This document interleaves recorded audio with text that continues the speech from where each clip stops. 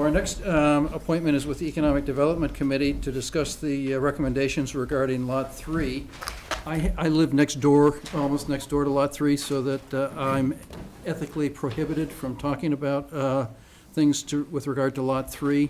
I would just, as a prefatory remark to the Economic Development Committee, hi, Pat. One of the things that I did was go back and look at the mission statement for the Economic Development Committee, and I think as a board we kind of fell down because Mike drafted a draft mission statement for them, which is the one that's on the website. I think that we put down some ideas, but then when I went back and looked through the minutes, I don't think we ever figured out and adopted one for the Economic Development Committee. So I think they're a little free range. They're just loosen on their own at this point.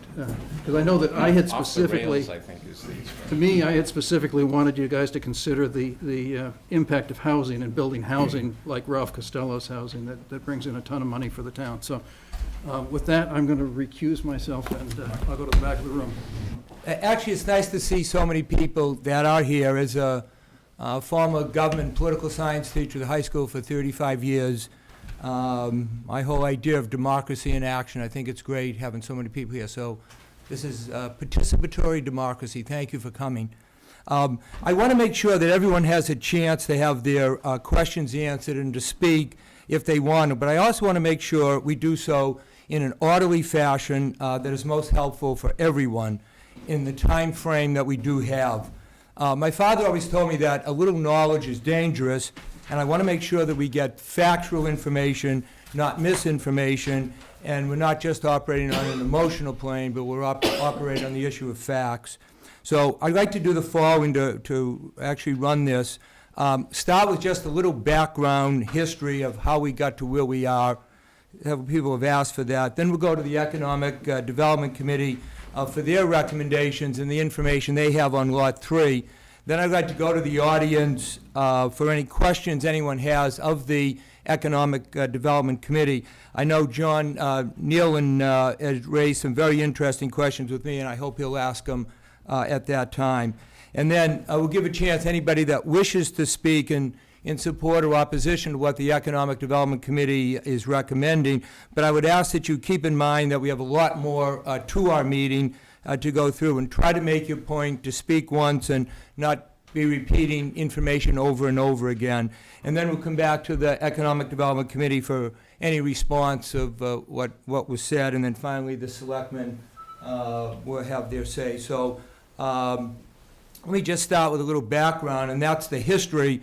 As you know, the legislative branch of government actually are the ones that make the law here in the small towns of New England.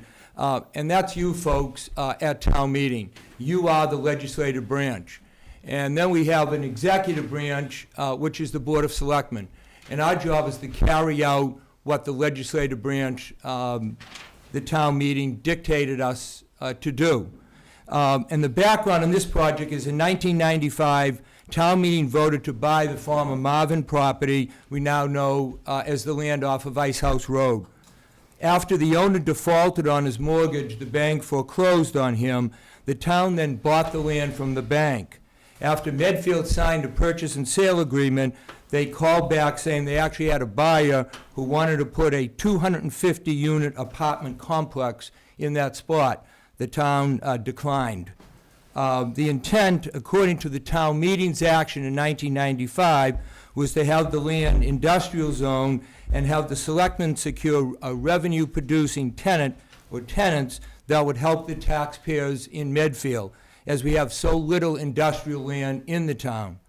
Since that time, selectmen and town meeting action has developed two of the three parcels, the Center and the Kingsbury Club.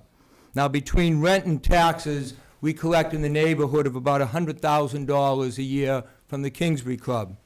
This past spring at town meeting, as you know, by a margin of about 60 to 70%, the resident at town meeting instructed the selectmen to lease Lot 3. Taking our directive from the legislative branch, we reinstituted the Economic Development Committee. We brought back interested members. We added some new blood to that committee, and the committee has worked hard since spring to come up with a recommendation that they'll now present. So, Pat, if you want to make your presentation, walk us through what has happened since the Springtown meeting, and also maybe if you want to introduce the members of your committee that are here too. Well, I'll actually ask the members of the committee that are here to kind of stand up and introduce themselves, but we can start with Bob. Bob Callahan, and you have Paul Hinckley, Haddon Street. Ian Thompson? So we got the three of us here tonight. And indeed, I'll look for help from my committee members to amplify and correct anything I say as we go along here. So what I'd like to do is start with giving a little context for our decision. Thank you, Richard. I was going to do a little history, but you did better than I. Then we can talk about the responses we got. We can talk about our decision and the logic behind that decision. We can talk about a few outstanding issues that need to be addressed as we go forward here, and then what we would do as a committee if we got to go ahead to pursue an RFP for Lot 3. So a little bit of history, and Sarah, I'll invite you to amplify and correct the history piece here.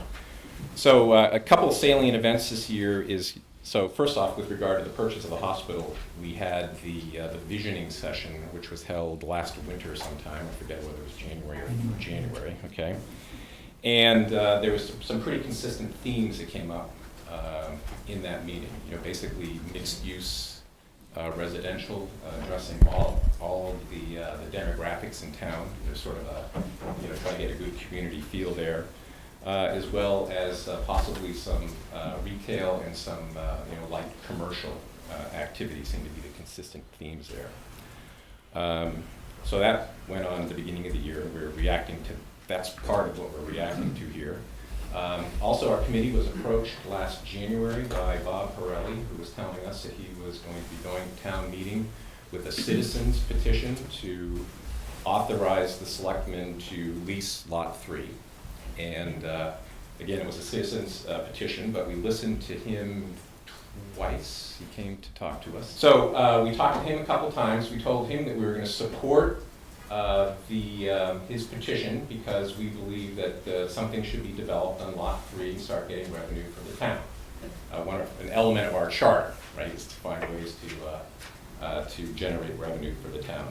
So in town meeting, we supported Borelli, although his petition, although we were careful to point out, although I'm not sure if anybody heard necessarily, that we weren't supporting his proposal specifically. We were supporting the idea of going out and leasing the property, and we said that we would follow up with an RFP process, and there could be other bidders, and somebody else might be successful, not Mr. Borelli. So. And indeed, there was a pretty strong vote in favor of doing that. And our interpretation is that people were voting for the idea of a recreational facility, notwithstanding the wording of the warrant. So, indeed, the town voted for it. We started moving ahead with an RFP. We were subsequently urged as a committee to take account of what was going on with the hospital acquisition and to coordinate, because the hospital committee's purview includes Hospital Hill, but also Lot 3 and the Hinckley property. So we kept that in mind. So keeping that in mind, we went out with a request for expression of interest rather than an RFP, so we could smoke out other possible uses of the property that people had in mind, so that we could better coordinate with the hospital effort at that point. Now, with regard to responses, we, as you might imagine, we heard from Mr. Borelli with his recreational facility. We also heard from the Larkin Group, which is proposing 16 senior housing units. And maybe just by way of a little detail here, Borelli is proposing a 120,000 square foot facility valued at roughly $8 million. The ultimate size would of course be determined, but that gives you kind of a sense for the magnitude there. The Larkin Group is proposing 16 senior housing, senior housing units at 1,500 square feet per unit, and that would be valued on the order of about $5 million. So in our mind, they're kind of comparable, let's say, okay? We also got, just for your amusement, we got a third letter, a non-proposal, telling us that we've been kind of silly painting ourselves into a corner with that small Lot 3, and it was kind of hard to develop. So we got a non-interest letter in response to our REI. Okay, so now what we're recommending is that we proceed with an RFP for recreational use. And I'll tell you how we came to that logic. So first off, you should know that both uses in our mind are attractive. But when we start thinking through the two possible uses in this particular lot, Lot 3, and when we look at senior housing, it is definitely consistent with the hospital vision, the visioning session that we had. So it ought to be coordinated with a long-term hospital plan. Moreover, one of the rationale for the senior housing units on Lot 3 is it would be near the center, and if we're keeping in mind Lot 3 Hinckley Hospital, if we're going to have Hinckley in play, Hinckley would be that much more convenient for senior housing to get to the center. So there was that logic. And then finally, if we placed senior housing on Lot 3, which is our only industrially zoned property within the control of the town, that would preempt the use of the property for the recreational purposes. So if we chose the one, we would preempt the use of the other.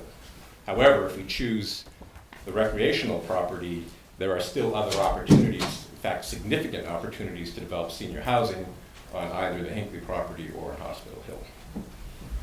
So then, looking at the recreational facility, this was not consistent with what came out of the hospital visioning session. Nobody brought up, a big indoor recreational facility to be perched up on Hospital Hill. We know that people want it, or at least we are interpreting the vote at the last town meeting as people wanting it. And we actually can't think of a better place to put it. If it doesn't go here, this thing that people want, where else would it go? So we decided that this would be the nature of use that we would choose. Now, we've got to be careful here. We talk about this as if it's Borelli's proposal. I should really be talking about this as if it's a category of use, because there'll be an RFP for this particular category. Next question we had is there any reason, should we hold off and wait for resolution of the hospital planning, or should we proceed? And we decided that there was no reason not to proceed, partly because the voters at town meeting were expecting some action as a result of passing the warrant. We think this is separable enough from the primary uses on Hospital Hill that we can make this decision in a stepwise fashion without compromising what goes on Hospital Hill. And I guess the other thing I would say is we were not wanting to be the party guilty of sitting on this, so we wanted to make an affirmative recommendation to get the ball rolling, understanding that there's going to be other committees, other stakeholders that are going to have something to say, but better to have that dialogue and start that process rather than for us to be sitting on the proposal. So that's the rationale behind our recommendation. There's a handful of issues to be resolved or coordinated. One which I haven't mentioned yet, which is the disposition of the lease, and I'm sure that'll come up and we'll talk about it. And then there's also the coordination with the hospital committee. So having made this affirmative recommendation, the natural next step is for it to be taken up with the hospital master planning committee. Let's assume that that all goes forward. Then what would happen? What would happen next? We would go through a RFP process, and it would look a lot like the activity we pursued with the Kingsbury Club. So, some of the salient things that went on there is we had a number of neighborhood meetings. We worked with the Kingsbury Club to, minimize impact on the neighborhood. We had meetings where the respondents to the proposal made presentations to folks in town, fielded questions, and we worked out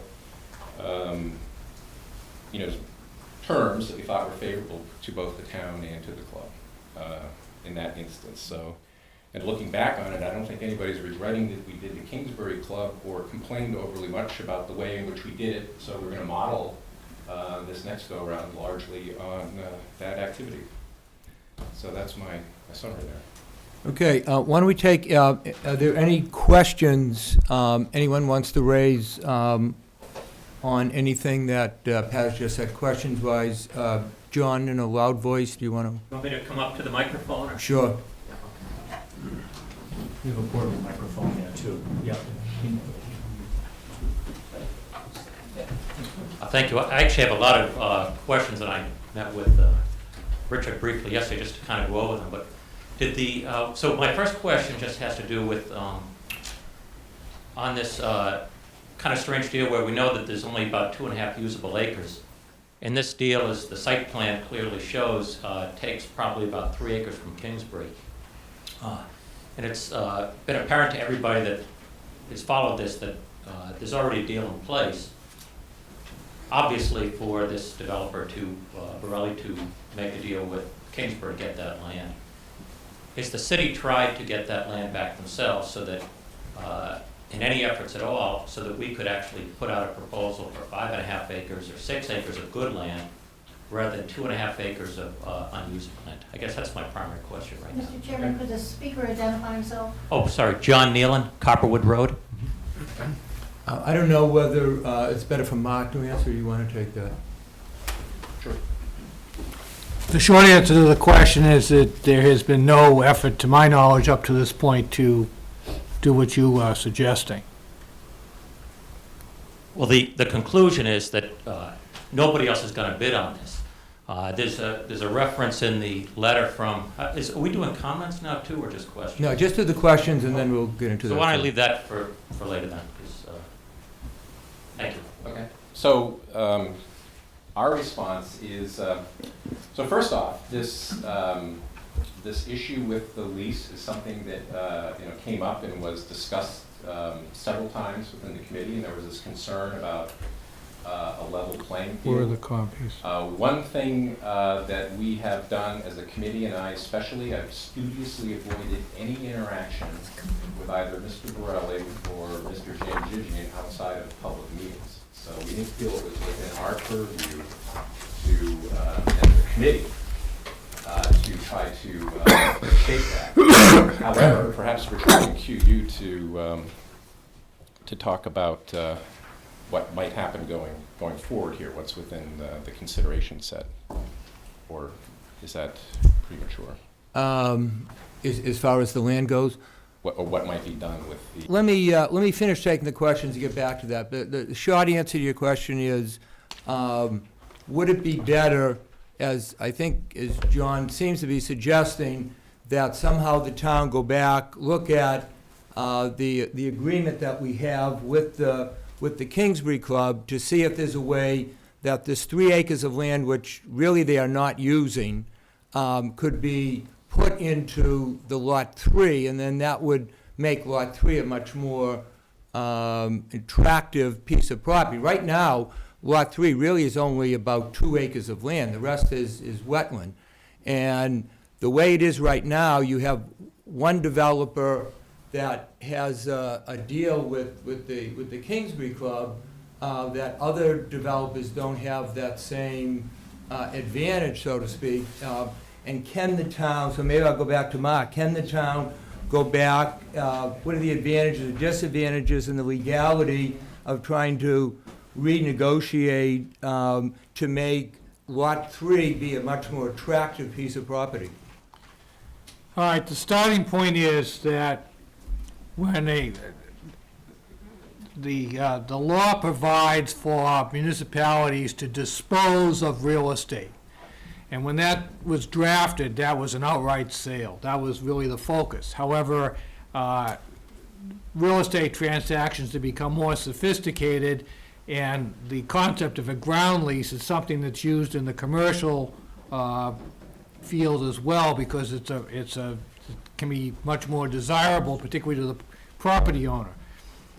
So the problem is that the statutes governing what municipalities do and how they do it have not really caught up with a more sophisticated process. So there's a real lack of guidance here. However, alluding to this presumed deal that's already been made between private parties, if we owned a piece of land and we were making it available, and somebody, because of unique position with third parties, could take advantage of it, well, that would be fine. That's not our problem. It's not one way or the other. However, in the case here, it's much more complicated, because the town owns Lot 1 where the Kingsbury Club is. Kingsbury Club is ground leasing it. The lease has various rights and responsibilities back and forth. At the time that it was developed, the Kingsbury Club anticipated eventually expanding to use a good portion of the property, including the area abutting Lot 3, which apparently hasn't happened. The pool, as I understand it, is going on the opposite side of the property. So my sense is that, and incidentally, also just to put it all on the table, the lease has certain provisions in it that protects the Kingsbury Club because of the substantial investment they made, so that the town cannot on its own nor in concert with a third party undertake a whole variety of activities that the Kingsbury Club has enumerated as its right to do without the Kingsbury Club's permission. So all that being said, in my opinion, it would be cleaner to go to the principals of the Kingsbury Club and determine whether or not they view this as excess land on the I guess it's the northerly side of the property. And if they, on that basis, were interested in reviewing and perhaps renegotiating lease terms to a mutual advantage whereby their rent would be reduced commensurately, the town would take that land and we would basically, because that's a subdivision, it's a 3-lot subdivision that the town actually did, we would go back to the planning board and modify the plan, creating a new line and shifting all that extra land into Lot 3. So then, as has been alluded to, you'd have a lot of 5.5 or so acres of upland, which is now Lot 3, and it would be up to the town to then go out with that and see what the response was in the market. And the Kingsbury Club would not be actively involved in that, except to the extent of protecting their own rights under the lease. I don't have a final opinion on it, but I am bothered by any permutations that allows us to go forward on the present state of affairs. And that's just in terms of the procurement. You get into more complicated issues as you go forward because you've got overlapping properties, there's financing issues and security for financing, there's zoning issues because when you're looking at construction and of buildings, you're looking at setbacks based on lot lines, not rights that somebody has into somebody else's property. So it's much cleaner if you simply shift the land in question into the open lot to make a larger vacant lot. My name's Roberta Lynch, Director of the Medfield Council on Aging.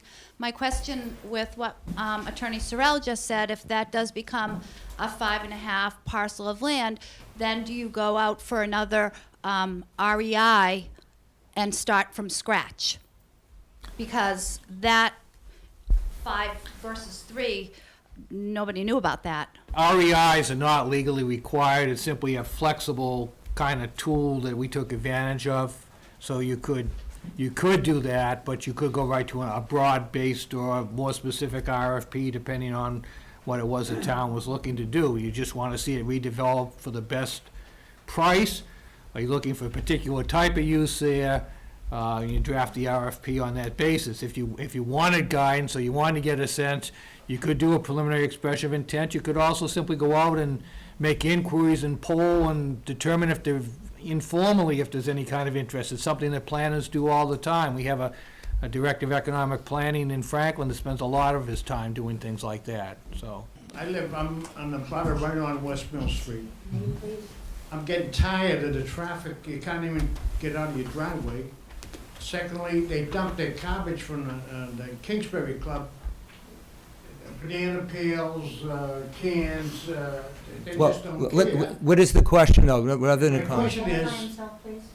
And can you identify yourself first, please? Rich Haverty. And my question is, I absolutely don't understand what he just, all the gobbledygook he just talked about. What's it mean to the residents of that street? Okay, right now you have 3 pieces of property. You have the Kingsbury Club, you have the center, and you have what we're calling Lot 3, which is what we're looking to develop. Lot 3 has very little actual buildable property on it. The bulk of it is wetland. There's probably about 2 acres of land that you could actually use on that. So what they're talking about is if Mr. Borelli develops that property, he needs to take about 3 acres from the Kingsbury property and attach it to his property in order for him to put that building on that spot. In fairness, any other people don't have that same advantage of getting that 3 acres. So if the town could take the 3 acres, if the town could take that and add it to Lot 3, now you have 5 acres of buildable property that now, in being more transparent, to open it up, that maybe other people who didn't bid before, because it's only 2 acres, they couldn't do anything.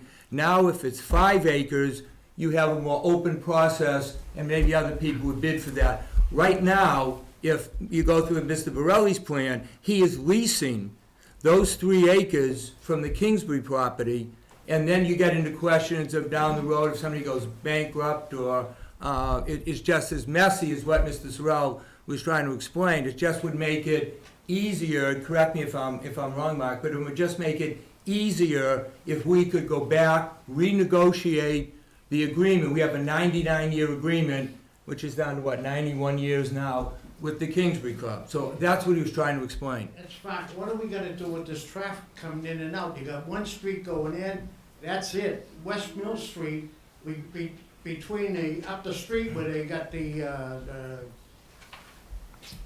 old Varney brothers where they have, got trucks coming in and out. You can't even get out of your driveway anymore on West Mill Street. The traffic is horrendous, and you're talking about another 600 cars. Well, I don't know where that figure came from. So, I mean, Well, that's right. it is, and that's why I want to make sure, a little knowledge is dangerous sometimes. We're talking facts on this. We have no idea what's even That's going 12 in there months a yet. year. If they build a facility like they have over North Park, you got 12 months a year, you got people from all the other towns coming in with it's Okay, well, continuous. to answer your You question don't then, have to live there, I do. to answer your question then on the issue of traffic, that would have to be, planning board, we'd have a traffic study, you'd have neighborhood meetings and things to address, which I believe you did with the Kingsbury Just Club. as we did with I the. mean, as bad as it is right now, you can't even, Okay. between 27 and 109, you can't even get out there in the afternoon anymore. Right. It's getting crazy. Okay. Nobody seems to care, they have no idea about a traffic study. Okay, let me just try to deal with the questions first. And I'm just here, I got my grandson here. That's fine. He voted the first time, I just showed him democracy in action. Absolutely, Washington DC. you're doing a good job. Anyone that has a question they want to answer? Yes, sir. Jim Ann, Harding Street. Just to add to his question, I was just wondering, is there any access from that facility out to Route 27 for road accessibility? No. That's it. Tony Santori, Long Meadow Road. Question, if you decide to take that piece of property from Kingsbury Club, why don't you then re-advertise the project and open it up to anybody, wants to put a sports complex in, or somebody wants to put a housing in, and then you can compare apples and apples. They're dealing with the same property, the same footprint. Right now, the Kingsbury Club does not fit on Lot 3. That's what we talked about, yeah. I just want to get a clarification, because I know that Selectman DeSorga in passing said taking, and you're saying taking.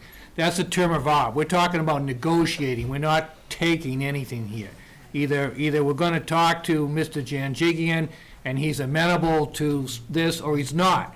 If he's not, then my recommendation probably would be, you've got Lot 3 on its face, it's only what it is. If you're going to dispose of it, that's all there is Lot 3 of the 2.5 acres of upland, and disregard what's in Lot 1. If he's receptive to giving up part of Lot 1 and adding it to Lot 3, then it would make sense.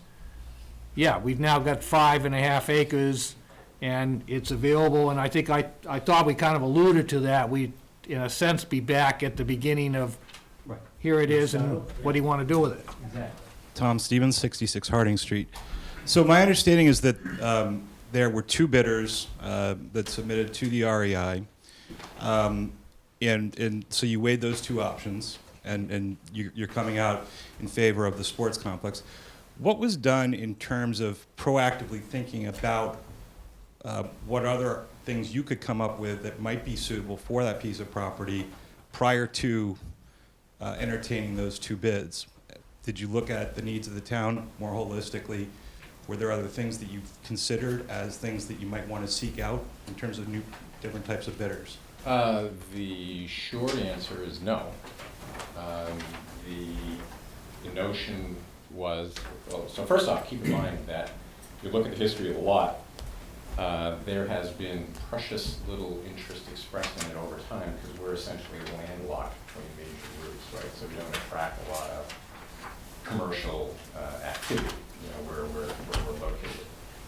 So, and the other element of the logic is that we're kind of thinking more market-based, right? If people see a market here, they're better able to identify it than we are, right? So you take the 2 bidders, the Larkin Group talked about how they understand that there's a demand for senior housing, right? The Borelli Group talked about how they've done market studies and they see a demand for recreational services. If somebody else saw demand for a third activity, we probably would have heard about it. Sarah, perhaps I can get you to comment on how broadly the REI was broadcast and what kind of, the breadth of response that one could expect from that kind of that letter. The REI was advertised in the Central Register, which would be the normal advertising vehicle for RFP. So because this wasn't, it wasn't a requirement for an REI, we did it anyway, and those get broadcast widely. And it was also in the local paper as an advertisement. So we followed the same noticing requirements as an RFP, even though it wasn't required of this. So in the Central Register, who sees that? I guess it would be an Explain the Central Register, I guess. I don't know if I can do it justice, but basically that's the location where all procurement through municipalities in the state takes place. So there are companies of all sorts that It's like an official state bulletin board. Yeah. the notices of various RFPs, various procurements, land. We're open right now. We did one for the master planning consultant. For the state hospital, Yeah, yep. so, Okay. from what I understand, there are actually firms that their business is reading the Central Register and connecting other businesses Businesses to that. with opportunities. Business opportunities, yeah, So, yeah. Teresa James, Harding Street. Tell me a little bit about what the EDC has done regarding due diligence regarding recreational facilities on sites. For a recreational facility to be successful, profitable, so that we don't have an empty building in a couple years, what are their requirements and what due diligence have you guys done? And even thinking about, is that the right site type of match to such a facility? I hear two things in your question. One is due diligence on the respondent, whether they are sort of fit to run the facility and would remain solvent and so on. I may not have heard that. We may not have said it, but I heard it. Yeah, you can answer that, but no, I'm really interested in site selection and the facility of that type of operation. And because you're exactly right, that site is landlocked. Mm-hmm. And there are definitely neighborhood concerns, but let's not go there yet, but Yeah. let's talk about what's a sports facility of that magnitude require of a community, of a neighborhood, of the audience to be solid in a And location. certain to be solvent, okay? We're relying on the respondents to make the judgment about whether there's a market there. They're certainly better suited to make that decision than we are. Moreover, they're paid to do it, and we're not. So the short answer is, again, it's a market response. We're assuming that the bidders see a market. Down the road, when we're looking at, we're not to an RFP yet, right? So if we got to an RFP, then we'd be evaluating the bidders on their ability to get financing, their success in other endeavors, what kind of management they might be bringing if they don't have a background. Those kind of things would come into consideration, but that's not where we are at this point. We're at the point of deciding on the category, right, of use for the parcel. And right now there's two candidates for categories, right? Makes sense? I think that's your question. You answered the question, I guess. I'll save that for my comment. Okay. Jeff Marble, Pheasant Road. Are we being asked to compare, when talking about the valuations of the potential buildings, are we being asked to compare a 120,000 square foot, $8 million building that is larger than the lot size with a approximately 25,000 square foot building that well fits within the boundary of the lot size? I'm not sure how to digest that question. We're We're looking at it as a choice of category of use to pursue, primarily, right? But you chose to throw numbers in front of us that don't fit the lot. That's a good point. I probably shouldn't have. Because we're really basically talking about categories, and there's no guarantee that the initial respondents to an REI would be the ultimate party selected for the final RFP. So Because ultimately, it was, in some regards, extraneous information. I was just trying to give you guys some background when I was doing those introductory remarks, trying to let you know what we were responding to. Richard Scolari, Copperwood Road. You mentioned on a couple of occasions market studies that have been done by both the entities interested in that property. Are these bona fide market studies that are available for people to look at, or did the sports person talk to a couple people who play soccer, and they said, yeah, and then did the other group talk to a couple of senior citizens, and they said, yeah, we need senior housing? Are there bona fide market studies done by an independent group that would show results that there are, in fact, is need for either of those entities or either of those facilities, and are they available? As part of the REI process, the sports complex did not submit a market study. There was a market study report that was submitted to the Economic Development Committee last winter, which I can make available. I can pull it out of the file tomorrow and make it available. Scott Sonnendecker. I live on Adams Street. And I wanted to follow up on the question of access from Route 27. And I'm just wondering if it's possible to make it a requirement. I don't know yet to change zoning, but to have access. I mean, I saw something that said there's going to be about a 300-car parking lot. That's a lot of cars. And because I live in the area, it would be nice to keep the traffic out of there and coming in from a main street. So that's my question. So the short answer is we'd certainly be open to looking. When we were doing the Kingsbury property, we learned, so we pursued the same question and tried to, to mitigate the impact on the neighbors.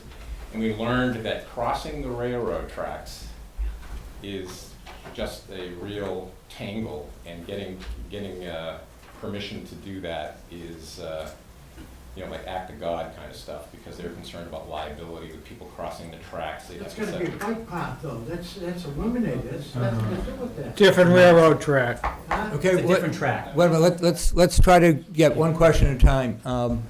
So we could certainly look at it again. I wouldn't be optimistic, but we could certainly revisit it. I think my question is, is there another parcel of property in between 27 and the Kingsbury or the Lot 3?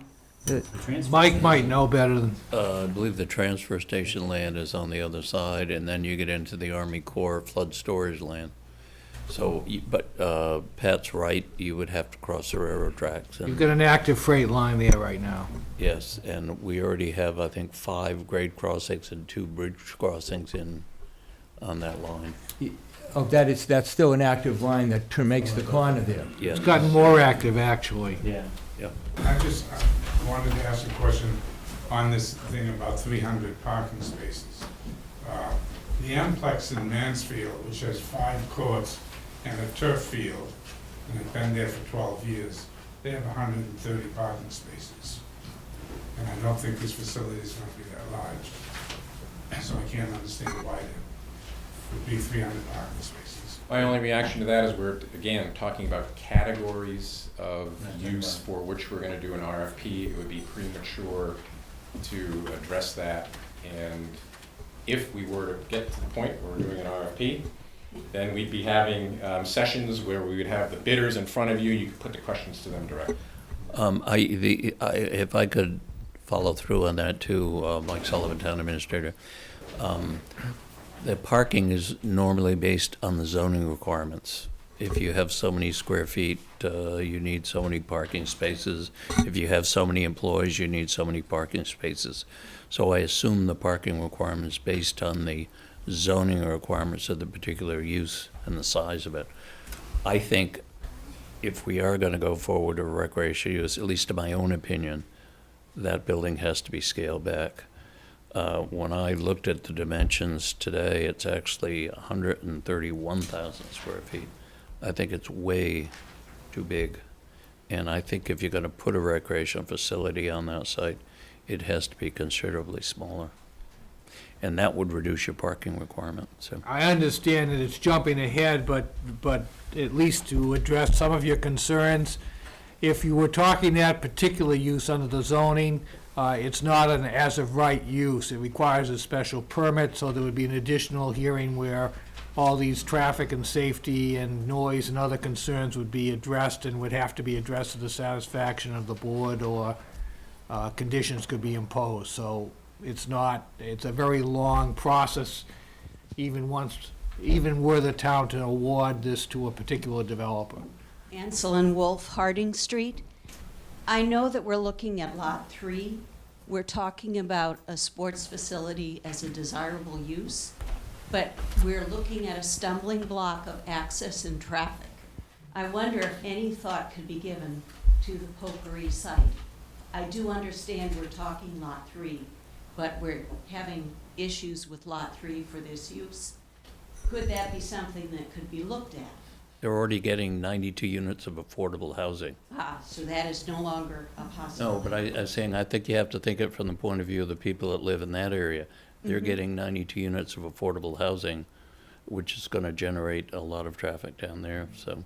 And they already get a lot of traffic on the Millis route, so. I was just thinking the access would be so much easier to Route 27. Unless you live on West Street, and they probably get a lot more traffic than West Mill, because they not only get the traffic that goes up West Mill, they also get the traffic that goes up West Street to North Street. So they probably get 3 or 4 times the traffic that West Mill is getting. My name is Michael Krupka. I live on West Mill Street. I'm just curious, it looks like that this is destined for some kind of development. So the whole purpose, no matter what the end use is going to be, is one to generate revenue for the town. Is that the major driving force? Well, that's the message we're getting from the people at town meeting, yes.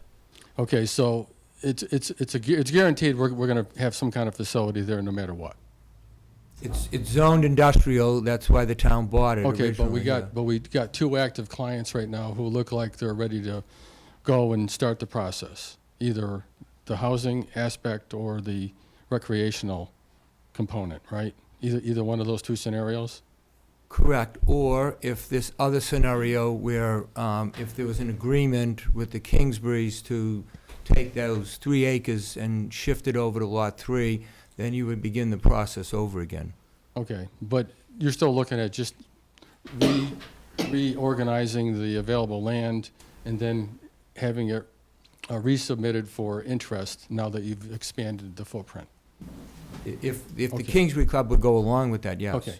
Okay, so the bottom line is, since it's a revenue generator in the first place, what would the expectation be for the property owner residential tax rate? What would happen? $2.4 million generates for each the town's total valuation is just under $2.4 billion. So each dollar on the tax rate raises just under $2,400,000. If you're talking, say, similar to what we get for the Kingsbury Club, you'd talk about $100,000. That would be 1/24 of a dollar, so you're talking roughly 2.5 cents. So it's insignificant as far as me looking at my tax bill and going through all of these, all of the aspects of the quality of life transition, which is I'm already heavily impacted now, but it's become tolerable. But to superimpose on this, numerically, I've seen 400 cars an hour. I don't know if that was just exclusive of the Kingsbury, or that was just, included the Kingsbury, but you're still looking at a main component of a lot of activity and other things that are undesirable. So I'm just looking at the future here just to see what's going to happen. Because for me, I'm on the dartboard, so I'm concerned, that's all.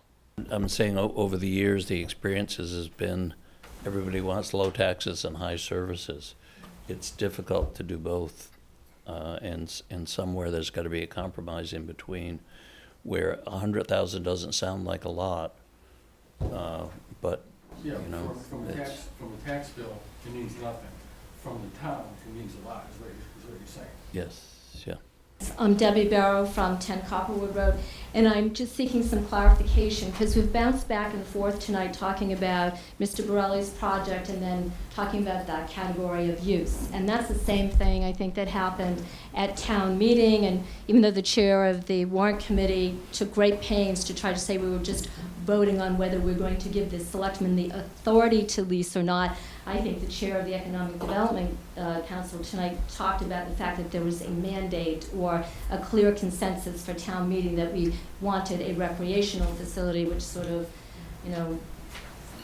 lines down to being Mr. Borelli's facility. So if we are back to category of use, exactly what are we talking about? Are we talking about recreational facility that could be basketball courts, soccer courts? Could it be, what is it? Or is it just an indoor sports complex of basketball courts and indoor soccer fields? So that's number one. And as a corollary to that, why are we even having this discussion about indoor basketball courts, if that's what Park and Rec proposed, and they weren't allowed to build a facility there because it was regarded as a competing use to the Kingsbury Club, and there's a lease provision that on the town's behalf, on the Kingsbury's behalf, to protect Kingsbury, saying there can be no competing use. So how does a recreational indoor sports complex with basketball courts by Mr. Borelli, how is that different from Park and Rec's design with indoor sports courts?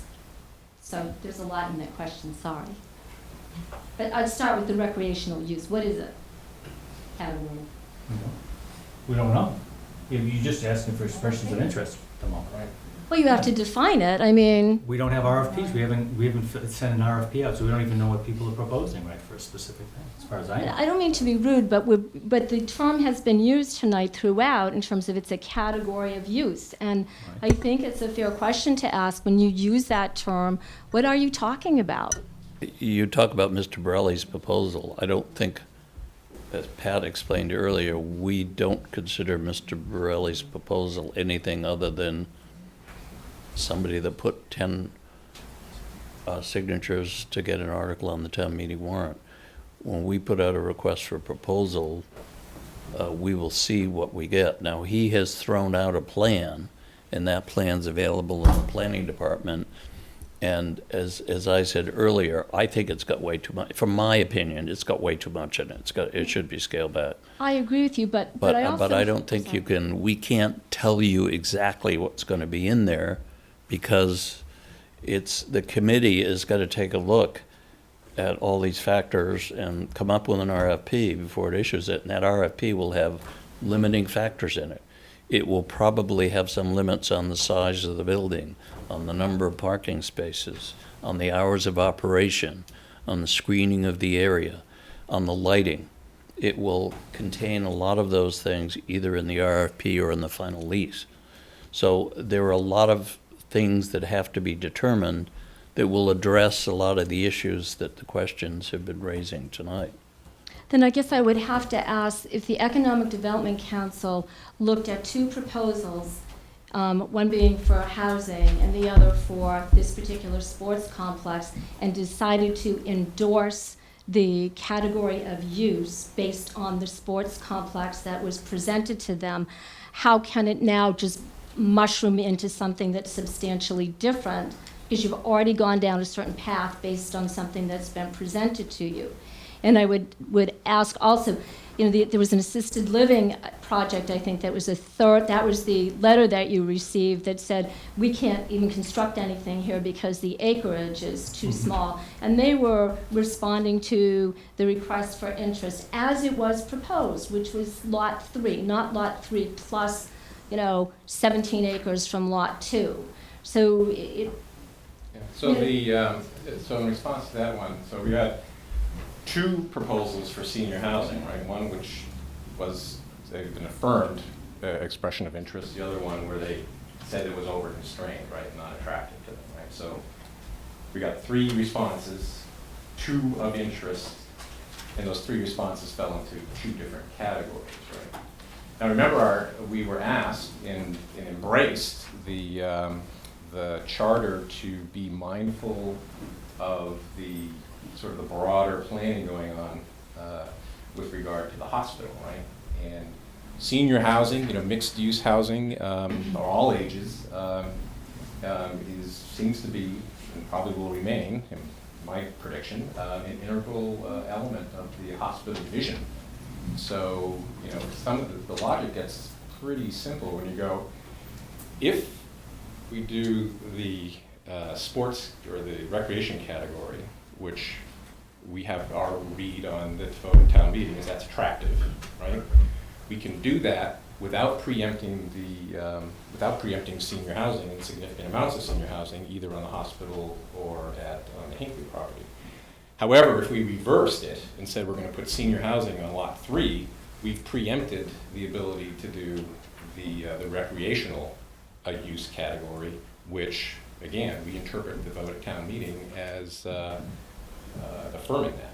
I don't think you know that, and I hate to challenge you, but you haven't done any kind of market studies to know how much senior housing that you need. And you're talking possibly 15 units. I don't remember what the number was for Lot 3. So that's just, you don't know whether that would preempt it or not. And more to that point, that I know in the hospital visioning discussion, you referenced earlier that there was no discussion about recreational uses up at the hospital, and I beg to differ because I was at one of those visioning sessions, and that was in fact my vision for the hospital uses, some recreational components up there, and possibly supported by partnerships with other towns. So certainly, yes. If I said recreation that was too broad. Because certainly outdoor recreation and things like that, canoeing, all the rest of that is definitely part of the hospital vision.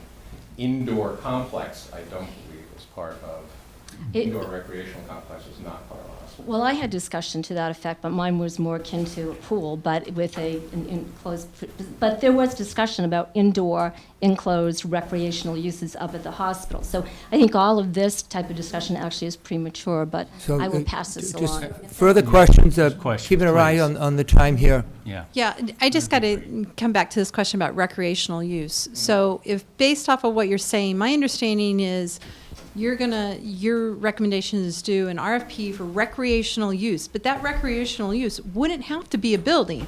Somebody, through the RFP process, could come back to us with an equestrian center, or it could be a small mini golf, or I don't, could be miniature golf there. What, I guess I'm asking the question, define recreational use. Is it targeted as an indoor sports facility only? That Or was- are well, you Okay, that changing? was the original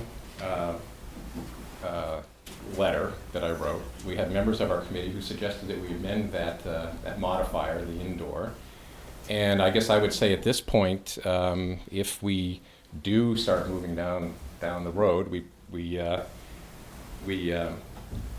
promise stakeholder meetings as we go along. We could have that discussion, and we have to, of course, I have to confer with my committee members, but my guess is they would be open to considering, modifying that to allow for other recreational uses. But I couldn't, have to see how that comes out, but I personally would be willing to consider it, certainly. Okay, why don't we try, it's 10 of 9, why don't we try Gil, question first? Yeah, it's on a different topic. My understanding was when you have a residential area abutting an industrial area, that there's a requirement in the zoning bylaws in section 6.2.9 that you have a buffer zone. And the buffer zone is 100 feet plus another 50 feet. So it's a 150-foot buffer zone. And at least when I read the zoning bylaws, at least for the first 100 feet, that has to be maintained as a natural green environment. Mm-hmm. When I look at the map, it looks like the road to get access to number 3, lot 3, goes smack dab through that buffer zone. Can you have a paved road going through a buffer zone? Through the 50 feet you can, not through the 100 feet. But in places, I've paced it and I've walked it, of course. In places it's, like 20 feet. I think if you look at the map. and, You can know, see maps it, if aren't you always walk the accurate, road, you can but see the stake. That would be something the planning board would have to address in whatever plan was submitted to make sure that requirement was complied with. But legally, right, under the bylaw, it would have to be a variance in order to do that. I don't believe so, but. You can have a I paved could- road go through the buffer zone. But I don't know. That's a planning issue that we're way, way away from. But my point is, you have to have access to Lot 3.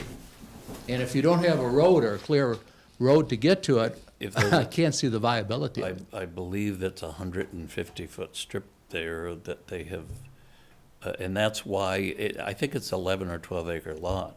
The reason you only get 2 useful acres out of it, you've got 150-foot buffer requirement. You have the Rivers Act that comes in, requires a 200-foot buffer from the stream that shows up on the USGS map. You have a detention basin that provides drainage for not only part of that lot, but also for the Copwood Bishop Road area. Right. All of those things, and then I think you have a Shell oil pipeline easement that goes along the railroad tracks. All of those things reduce that 11 acres down to about 2 usable acres. Yeah. But it does provide, everything I've looked at, and I could be wrong, as said, maps aren't always accurate either, but there is enough room to put a driveway. I think a driveway has to be 24 feet within that 150-foot buffer zone and still maintain a 150-foot respectfully, that's not true at all. That the road, the dirt road that's used now for the, the trucks for the DPW for going in and out, in places it's only, like 10 feet, 20 feet from the corner. Well, you're assuming the dirt road is on the left, is on the extreme edge of that land, of that lot. It may not be. That may be just where that road was put in. I believe the reason that's a dirt road is that's where the electricity and gas and water and lines or whatever to feed the senior center came in from Copperwood down that road. So that road may not be what you're thinking of as the edge of the I'm really asking a technical question, and that is, can a paved road go through the 100-foot buffer zone? Yes or no? I don't believe so. It can go through the 50-foot of the 150-foot buffer zone. Okay, because I think that's an important point to clarify, and also to find out how much clearance is there. I think if you take a look at the assessors maps that shows the dimensions of that strip that go down there, that would answer your question, and I think that is available in the planning board. And I have looked at that. Okay, why don't we try, and remembering that, this is not the planning board, this is not, we're way ahead of the issues of the specifics on this that, as Pat mentioned, that the planning board and other hearings would have to take, but comments you have in support or in opposition to either of these plans. And again, please work it so that if one comment is made, we're not repeating the same one over. Abby Marble, Pheasant Road, and I apologize. I really don't quite know the process tonight, so if I'm out of line, I'm sure you'll let me know. It seems to me that more research needs to be done to see if the Kingsbury Club would lease back that land to our town, and then we can compare apples to apples. Right now, I don't think we have enough information to be able to make a decision. So it seems like this conversation should be had maybe next month, and we should all go home. Okay, thank you. Am I out of line? No, you're perfectly in line. Anyone else who wants to make a comment? Here you go, Tony? I would hope that this committee would look at re-advertising the project and getting a feel for what the sports complex is going to be, the size, the parking, et cetera, and also the housing unit. There's a developer that's proposed housing on it, but he was only using Lot 3, as you said. Now you've changed the rules on him, and I don't think it's fair to that developer that you're all of a sudden talking about a sports complex. In my mind, the traffic, the impacts to Copperwood, it's the wrong place for that kind of a facility. It's wrong for Ice House Road. It's wrong for the seniors who use the senior center. And it's probably wrong for the town. I would hope also, we haven't talked about Lot 7, but Lot 7 is, in my mind, the jewel in there for senior housing. And I would hope that the selectmen would vote that Lot 7 will be for affordable senior housing. And affordable is not capital A, meaning 40B. 40B or, low-income housing. But anyway, that it's something that the people who lived in town for so long would like to retire here. We can't. They're all winding up in Norfolk. You know the story. And if that happens, then at least I feel better that housing is going to get a fair shake on 3. And if it goes, fine. But on Lot 7, it's got to be defined as for senior housing and expedited in getting the zoning changed and getting this process done and getting a developer out there who's doing work this summer or fall. Okay. Teresa James. Dwight D. Eisenhower said, "Plans are nothing, planning is everything." Our town is embarking that planning journey to develop our hospital property with facilities and services that complements us as a town in so many ways and exemplifies our values and withstands the test of time. The abutting properties, like we've talked about, McCarthy Park, Lot 3, Hinckley property, are listed in that scope that we've talked about. And as a town, we need to work together, and we're working together to consider and discuss and plan for that overall section, the overall development of the entire area, and the impact on our community, our neighbor, and our town as a whole. We should hold on rushing the development of Lot 3. It's inappropriate until we as a town have a long-range vision. You know, the considerations, there's so many changes, just changes to roadways, town services, water, sewer, zoning. What is known is we're going to have a lot of changes with all this development. So we need to make sure we're taking a big picture and plan for the whole altogether. The traffic for such a recreational use development in that lot is inappropriate. It's inappropriate to the neighbor. It's abusive to the neighbors. That's high volume transitional traffic in and out every hour, 7 days a week. We need to consider other options. Let's help recreational facilities come to our town, but let's help them find another more appropriate facility or property that is sited so that they will be successful and not have the abusive parts to our neighborhood. Senior housing's a need. We know as a town we need senior housing. We know as a town we need affordable housing. How much do we need? We haven't heard, or I haven't read how much we really need, and this all goes back to that studies. So I don't think we know yet, because we don't have that town master plan. And so it just doesn't feel right that we're ready to make a recommendation on what to do with Lot 3 yet.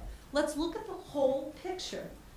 If we're so really, really hungry for tax money, and we cannot wait until proper planning is done, I would encourage that the EDC and the selectmen rethink this recommendation and rather issue an RFP for the more immediate need that we know we need of senior housing. So there's no need to rush to such an action. Plan first, and let's coordinate both recreational and housing across all these sites. Okay, thanks. Anyone else that wants to make a comment? Again, trying to bring not the same points up if possible. I'm in favor of an indoor sports complex. A little bit of research shows me that in Norfolk, Natick, Mansfield, Foxborough, and Hanover, and Wayland, facilities have been there from 2 to 42 years. They generate generally on a weekend anywhere from about $16,000 to about $60,000 in business through tournaments. I think it's, in this democratic process, I think it's unfortunate that the young people that a sports complex would most impact, because it would be most important to them, they aren't here to be heard. And I think this town needs such a facility. I have grandchildren that play sports, and these facilities provide an awful lot of openings and opportunities for them. They also provide opportunities for adults with things like volleyball leagues, clinics of various kinds, and multi-sports clinics and all. So they can do an awful lot. If anybody's ever visited over in Natick, their facility is outstanding. Probably much bigger than what we would have. But it's a place to start, and I think saying, let's look at it longer, we always say, let's look at it longer, and then we never look at it. So I'm in favor of it, and I think the sooner the better. Ann Thompson, I am a member of the Economic Development Committee and have been for a number of years. We went through the big fights over the years with different projects that were suggested, but I'm very much in favor of a sports use of that parcel. It will provide jobs, number one, which we sorely need in this town, services, which we sorely need in this town, obviously tax money. But the jobs and services to me are huge. They're as much as important to me as is the tax money. I just think it's huge. And I don't think we have many other chances. Nobody wants this in their backyard. Nobody does. Obviously, nobody here wants it in their backyard. But we're going to have to put it somewhere. So somebody's backyard is going to be affected by a project like this. And I can't think of a better location than this one right now. No, it's not going to be your backyard. Okay, any further? He has the town garage. Al White on Spring Street. I don't know if anybody's considered this, but we have a senior center halfway up that street, senior drivers. We possibly will have a bicycle path crossing that street. And now you want to have 150 vehicles racing up and down that street, all right? And I say racing because I've seen Kingsbury Club members come out of there and they race down the street, all right? Now, the logical way to think this out is we have ball fields up off of Hospital Road. You build a facility and it's close to Route 27. The traffic can go that way. It's a logical place to put it. I'm not against a sports facility. I've coached for years, love to see it, but it's got to go in the right spot. The Ice House Road is the wrong place for it. Okay, thank you. Jim? Jim James, 67 Harding Street. I agree we need a sports facility, but to sacrifice one of our neighborhoods for this, it's wrong. If you put 200 cars an hour, transitional traffic, I remember going to Four Kicks with my daughter. Four Kicks is not in a neighborhood. It's near the corner of 115 and 1A. This is in a neighborhood. There are kids that live here. There are families that live here that would have this many cars coming and going into the night. Four Kicks is open till 10 o'clock. All the time on the weekends. It would devastate our neighborhood. And I think we need a sports complex. There's a desire for that, but we've got to put it in a better spot. And thank you. Tom Stevens, 66 Harding Street. So from a practical standpoint, I did not grow up in Medfield. I did grow up near one of these sports facilities. And I worry that there's an overconfidence around this as a solution. And I'm worried that there may be an over-reliance on feasibility studies that are not independent, that this may not be as viable a business as you think. There are clearly some of these facilities that work, but the one where I grew up by, it failed. It's a gas station now. And so given how this has played out, how it's largely been the EDC reacting to what's coming to them as opposed to really critically thinking about how this should work, it raises the question of whether there's enough understanding around why this versus other things. There were 3 drivers that were cited during the last meeting around this, why the sports facility. There was, number 1, this desire by Medfield to play sports. Number 2 was the synergies that existed with Kingsbury Club. And number 3 was the fact that this parcel of land was not generating any revenue. Wouldn't it be a shame if this business were to fail and you have a 120,000 square warehouse in the middle of a neighborhood doing absolutely nothing, unless you want to bring Costco in, and I don't think anybody wants that. I'm a member of the Economic Development Committee.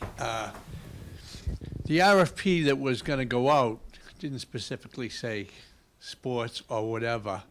It was open to anybody to put in, I think. But this is the only industrial zone property we have. If that failed, then Medfield would have their own park and rec building, and we wouldn't have to pay for it. But the good thing about a private place coming in and building one, we won't have to hire another 50 employees on our tax dollar to run a park and rec building that's going to take 20 years. We're going through a police station for 20 million coming up. We haven't even got the town garage on our thing yet. And it's going to be so far down the road before you see a park and rec building, I think. If they get it, it's going to be up on the hospital field, I imagine, which we will get no tax dollars for or anything. I would much rather, if somebody wants one, let somebody build it and have them pay for it. Okay, any different comments? Yes, sir. Last point. This is not just single choice. We have alternates for doing a sports facility at the top of Hospital Hill. We can reserve this for senior housing. Let me agree with Teresa's point, which is let the planning process go through. Let's understand what our options are for the short and long term both, and maximize both the economic and the social opportunities that we have here. So vote for the planning process, please. I'm sorry, could you just identify yourself for us, please? Oh, Jack Wolf, 17 Harding. Thank you. Hey, John Nealon again, 7 Copperwood Road. I just wanted to go back to that very first discussion point about the 2 parcels, and I think a lot of people are skeptical whether Kingsbury would cede their rights to these few acres. And I think it's very simple. The town should require that, and just simply, if he doesn't want to change his lease, we don't change his lease, and we don't change the non-compete, and we don't do other things. The only way that this will get resolved and we get those 3 acres back is if the town takes a strong position with him on that. And I think that's something you should be prepared to do, and will help get a better project there if we can get it all under 1 acreage. Thank you. Thank you. Further comments? Okay, Mark, is there anyone else in the Economic Development Committee that wants to have anything to say? Okay, Mark? From what we've heard here, I think, as Mark Sorrell had mentioned, that probably a good interim step would be for us to contact the Kingsbury Club and just to get a feeling for the excess acreage, potential excess acreage there, and see whether there is a room for negotiation there, and that would be a good, then we'd have some more information to work on. And I think that would be a good interim step to take, and we'd know pretty quickly, I think, what it was going to be. So that would be my recommendation for the next step, and I don't know if you feel that way or not. I just want to, first of all, one of the reasons I ran for selectman, I've been very outspoken. I think a tremendous need we have in this community, and Tony and others have mentioned, is senior housing. We are losing many, many very good citizens to towns like Norfolk. There's no alternative once people begin to downsize. And I think looking at that planning, the Lot 7, or the so-called Hinckley lot, and certainly the land we're going to look at, the state hospital, that's going to come. And it's clear, that's a high priority we have into this town. I think I agree with Mark in the sense to take a look, and I think John made reference also, if we can take a look. Right now, I'm very nervous of going with this plan as it is because, one, it looks like it's not transparent, and I'm not saying whether it is or it isn't, but it looks like things are favoring towards one particular developer that has a deal to get land that other people are not privy to getting. I would like to see something that's clean, so that somebody else mentioned property that goes under down the road. You have a 99-year lease. What does happen 20, 30 years down the road if somebody goes bankrupt, and then you have this mess of property where part of a building is in someone else's land? And then I think, to me, a decision is good if a future generation looks back and says, that was a wise decision, rather than, how do we have to, we rushed into this, how do we have to, what do we have to do to get out of it? So if you want to put that in a formal motion, I would agree to go back and see what we can do with the Kingsbury Club to get a clean-looking piece of property out of Lot 3, and not the kind of mess that is in existence now. All right, so I'll make that motion as we've stated and discussed. And I'll second that. All in favor? Aye. Aye.